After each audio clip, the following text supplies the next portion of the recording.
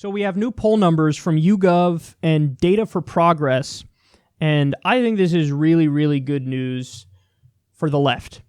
So, you guys know, I pointed out all the time, Medicare for All is overwhelmingly popular. I just saw a new poll, 63% in a new poll. That's fantastic.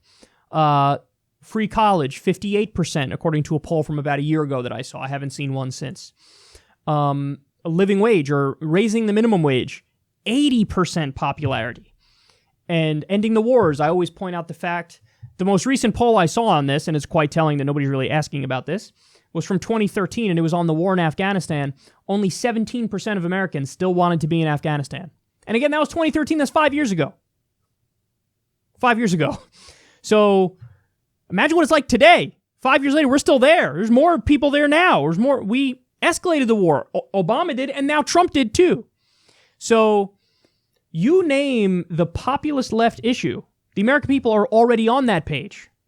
So imagine politicians come along and they start arguing openly for those positions. They're going to do really well, just as Democrats. Okay, so, but I have my issues that I care most about. Again, I'm populist left, so I tend to already agree with the majority of the American people on these economic issues.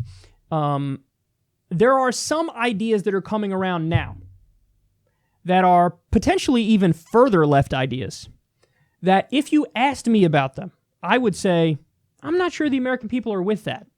Well, it turns out I would have been wrong. So take a look at this new poll. Again, this is from YouGov and Data for Progress.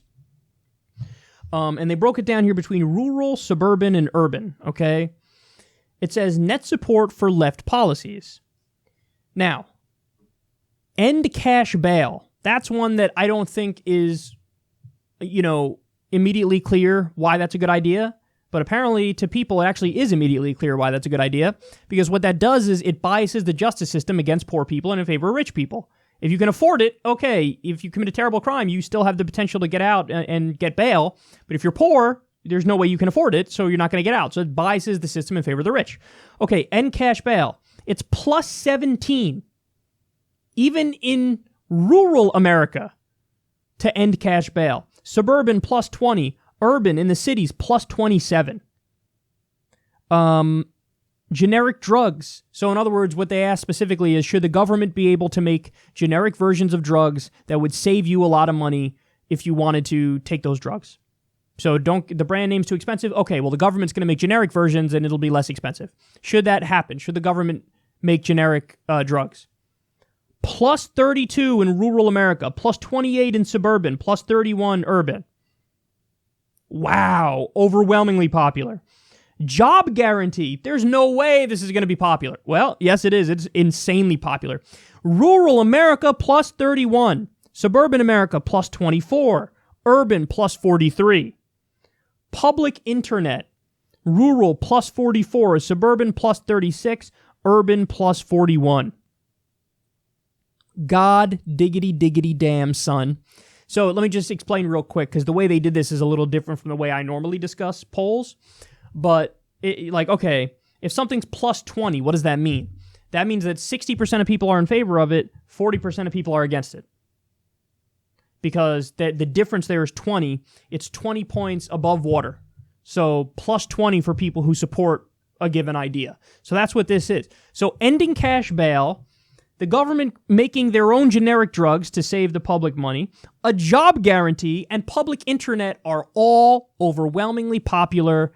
Guys, it's just a fact of reality based on the data. Most left-wing ideas sell themselves.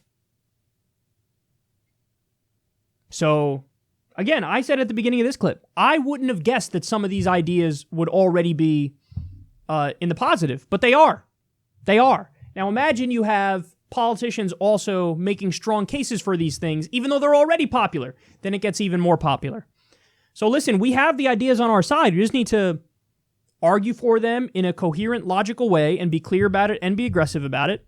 And we need to be able to implement these ideas and get them passed. But of course, the corrupting influence of corporations and billionaires and big money in our politics, that's the main problem here. But we're already winning the battle of ideas, and for some of these issues, the battle hasn't even begun. That is quite telling.